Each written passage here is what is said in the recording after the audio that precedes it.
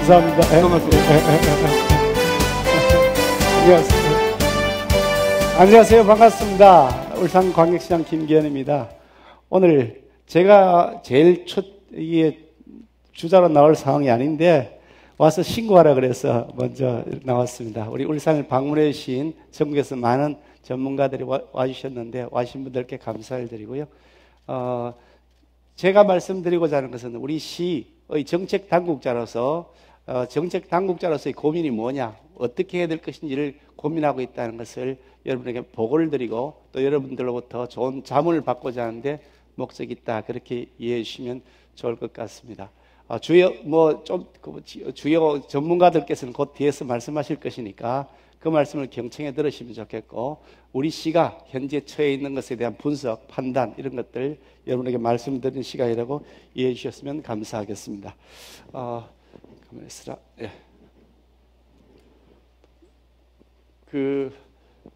잘 아실 겁니다. 요즘 이제 모빌리티, 자동차라고 표현할 수가 있겠습리다만, 자동차가 단순한 이동의 수단이 아니라 이미 생활의 가장 기본적인 필수적인 도구가 되어져 있다. 예전에 우리 모바일 폰 있기 전에는 휴대폰이라는 것은 단순히 이동하는 전화의 기능이라고 생각했지만, 스마트폰이 이제 보급되면서부터 이거는 그냥 단순한 전화의 도구가 아니라 정보의 수단이고, 그러면서 커뮤니케이션 수단이 되고, 또 사람과의 관계를 맺는 데 있어도 이제 모바일 폰이 없으면 안 되는 그런 혁명적 변화가 왔던 것처럼 자동차 분야에서도 그런 혁명적 변화가 오고 있다는 것을 제가 현장에서 많이 느꼈고, 또 그것 때문에 우리가 해야 될 과제가 무엇인지 우리 시가 가지고 있는 나름의 정책의 방향을 여러분에게 말씀드리고자 합니다.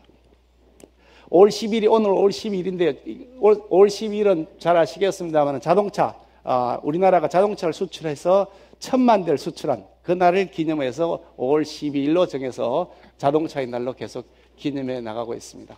우리 울산에는 세 가지 주력 산업에 관해서 각자의 기념일을 가지고 있습니다.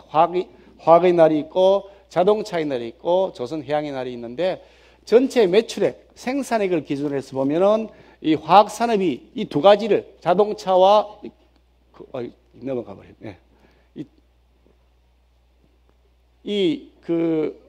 자동차와 조선해양 두 개를 합친 것보다도 생산액이 화학이 더 큽니다.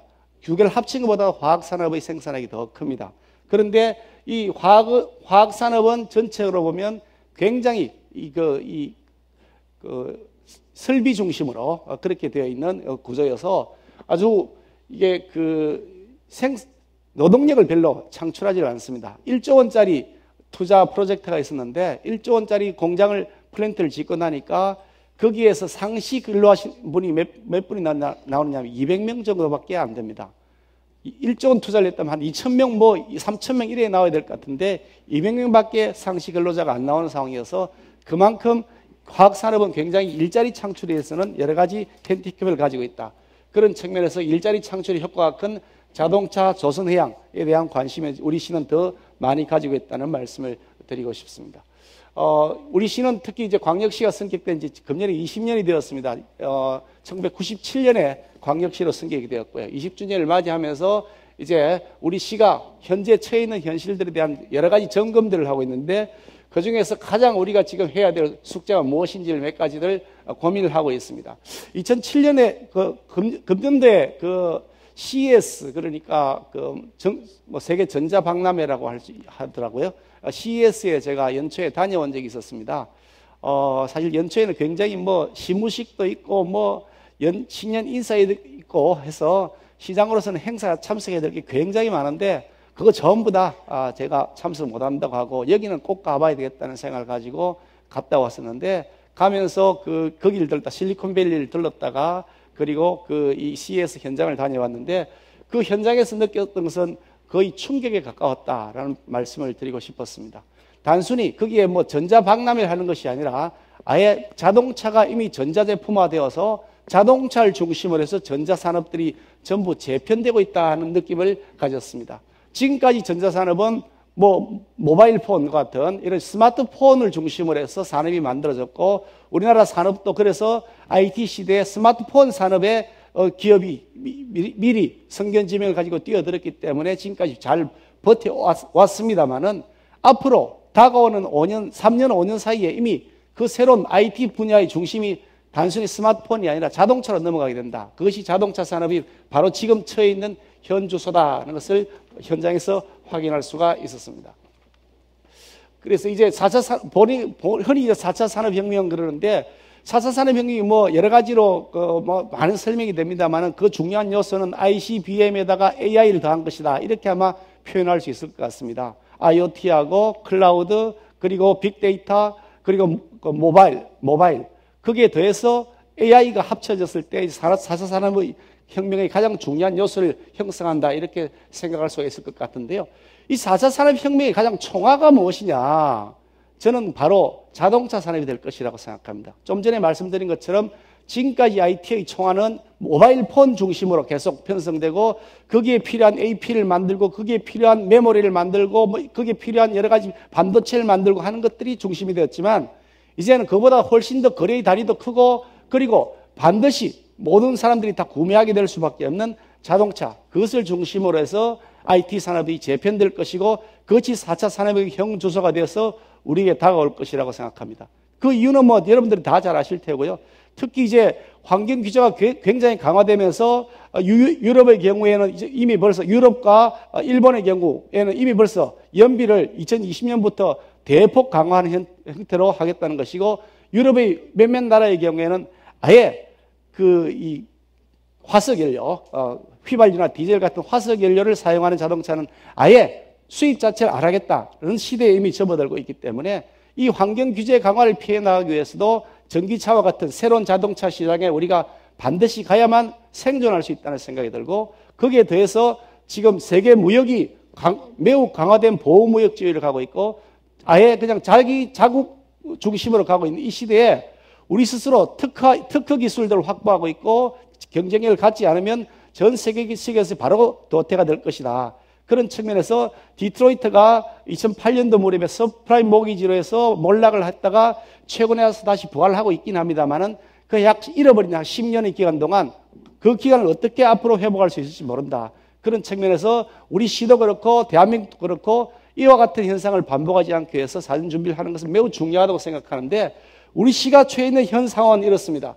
보시는 것처럼 내연기관 중심으로 해서 부품 업체들이 전부 다 짜여져 있습니다. 471개 정도 대략 세어보니까 우리 시에 소재하고 있는 자동차 부품 소재 산업 업체가 471개 정도 되는데 그중에 약 90%, 87% 정도가 내연기관을 중심으로 한 소재 산업이나 부품 산업들이고 약 13%만 그 전장 분야와 같은 업종에 종사하고 있습니다. 이와 같은 구조를 갖고 있으니 이 산업의 전체적인 구조 자체가 매우 취약하다. 거기에 대해서 수직적 구조를 가져서 아예 완성차 중심으로 해가지고 모든 것이 이루어지는 완성차에서 뭐 기술도 제공하고 다만 2차, 3차, 1차, 2차, 3차 밴드로 내려가면 생산해서 납품만 하는 구조가 되어 있다 보니까 중소기업들은 경쟁력을 갖지 못하고 그래서 이 중소기업 경쟁력을 가지지 못하는 것이 전 세계 시장에서 결국은 우리나라 전체의 경제를 굉장히 어렵게 만드는 그런 요소가 되고 있다. 그런 측면에서 우리 중소기업들이 새로운 기술에 진출할 수 있도록 우리 시가 도와줘야 되고 그런 일을 하는 데 있어서 예산도 정책적 배려도 해야 된다는 생각을 가지고 있습니다. 우리 시는 앞으로 그러면 우리 시는 어떻게 할 계획이냐? 우리 시는 앞으로 자동차 분야에서는 메카인 울산의 위상을 계속 가져가겠다는 생각을 가지고 있습니다. 울산의 현대자동차 공장이 연산이 한 150만 대 정도 규모가 됩니다.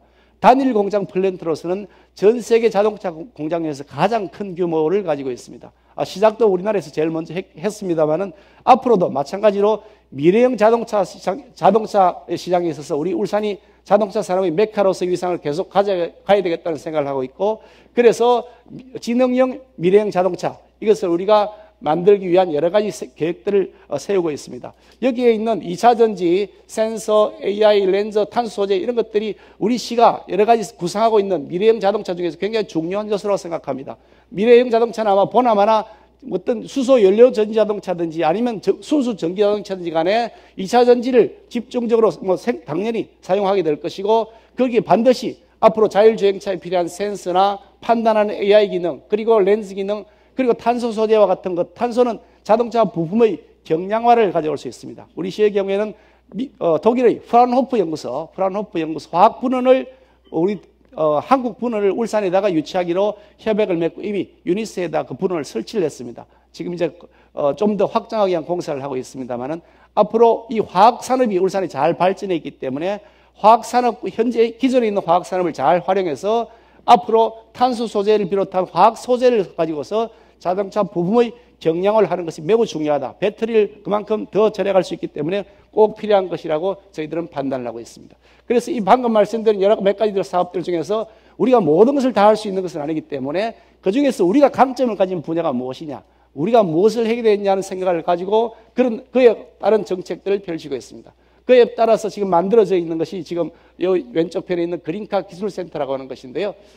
여기 앉아 계신 우리 정재현 원장님, 우리 기아트 원장님께서 산업자원부에 실장으로 계실 때, 국장님으로 계실 때, 이거 우리 세우는데 적극적으로 많이 지원해 주셨습니다. 그래서 오늘 사실 그린카 기술센터의 원조가 우리 정재현 원장님이라도 과언이 아닙니다만은 울산이 그린카 기술센터를 만들어서 작년에 이 개설을 해서 여기에서 중소기업들이 와서 입주를 해서 거기서 연구도 하고 있고 거기서 시제품 만드는 것도 같이 하고 있고 또 필요할 때는 거기에 우리 R&D 사업들이 있으면 예산도 지원하고 하면서 앞으로 그린카 시대에 우리가 대비할 수 있는 기술이나 부품을 개발하는 일들을 계속해 나가고 있습니다.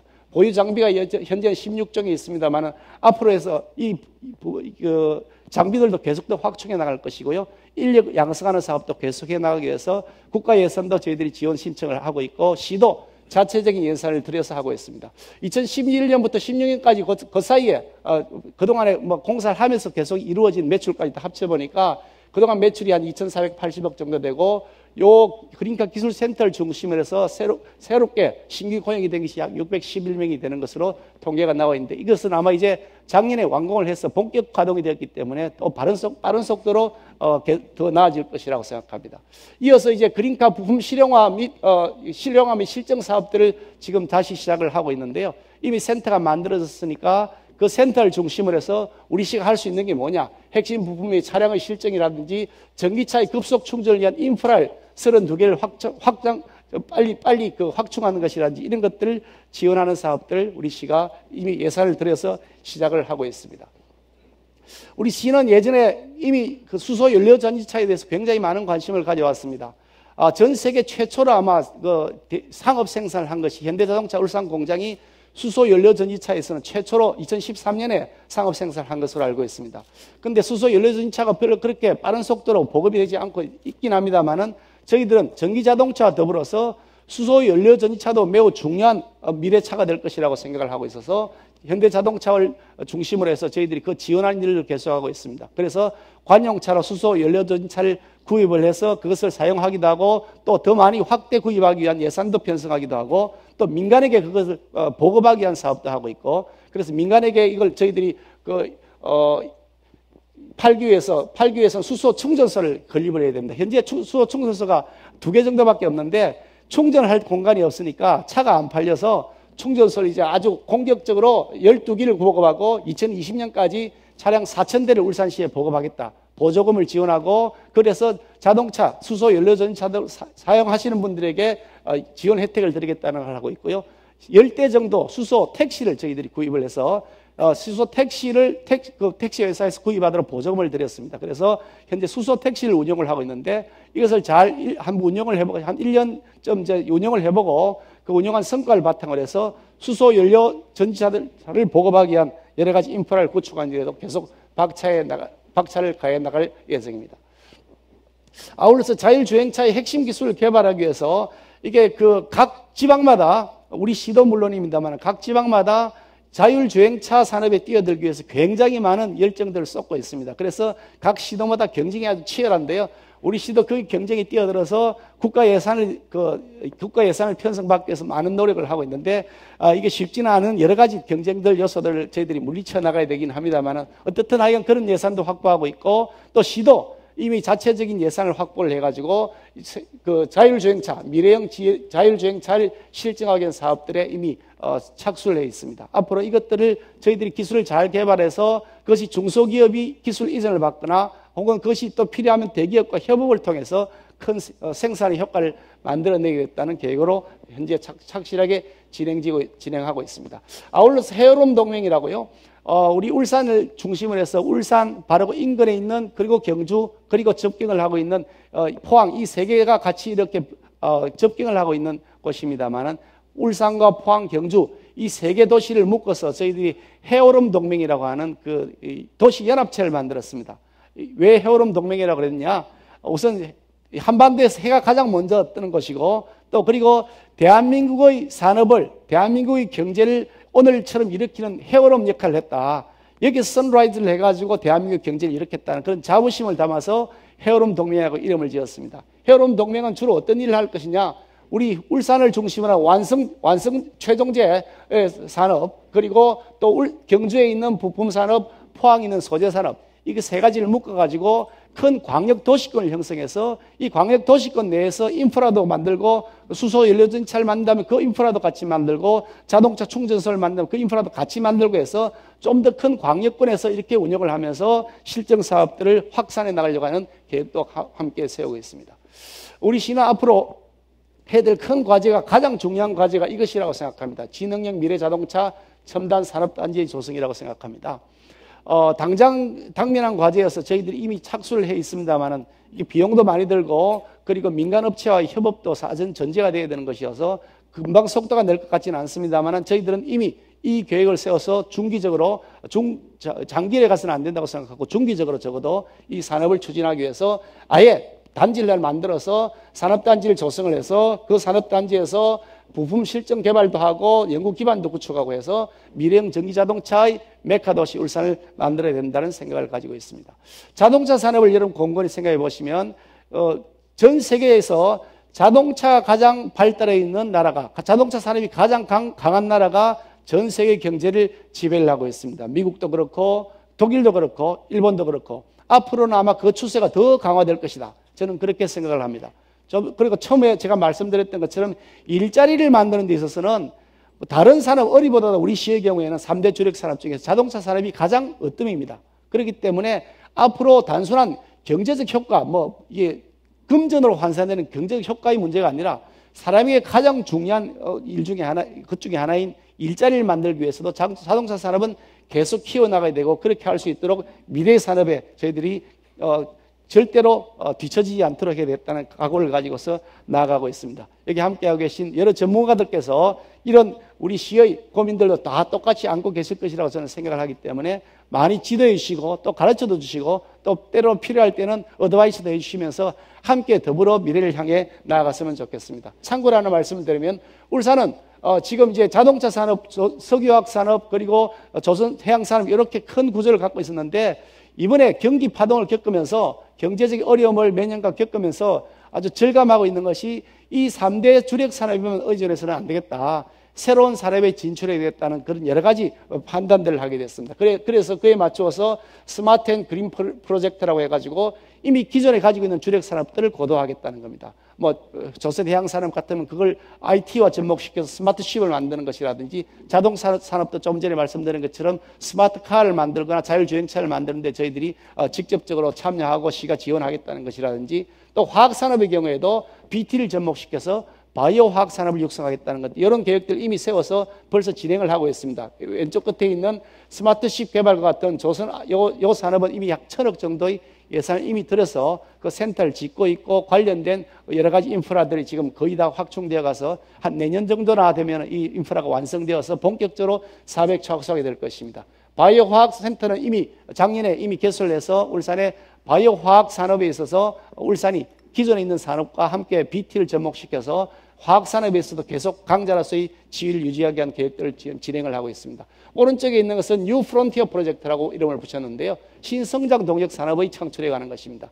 게놈 산업, 우리나라 최초로 게놈 산업을 본격적으로 착수한 도시가 울산입니다.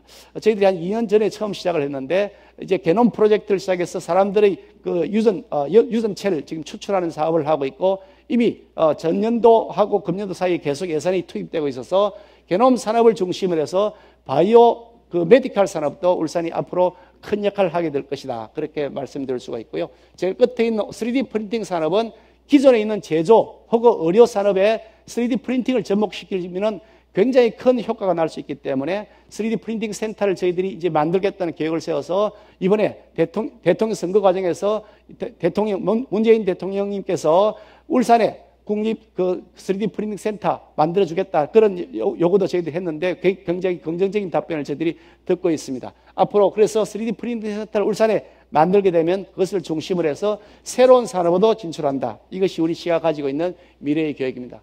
어떻든 여기 함께 하신 모든 분들이 단순히 울산에 가는 문제뿐 아니라 대한민국 전체의 문제로서 어떻게 하면 대한민국 산업을 지금보다 더 강하게 이끌어 나갈 수 있냐에 대한 고민을 가지고 계신 분들이라고 저는 생각을 하기 때문에 우리의 삶과 그리고 경제, 문화 모든 분야에서 가장 파급력이 큰 미래 자동차 산업, 우리 울산이 지금까지의 역할들 앞으로도 계속해 나갈 수 있도록 많은 도움을 주십사는 부탁의 말씀드리면서 제 말씀을 마치도록 하겠습니다. 고맙습니다.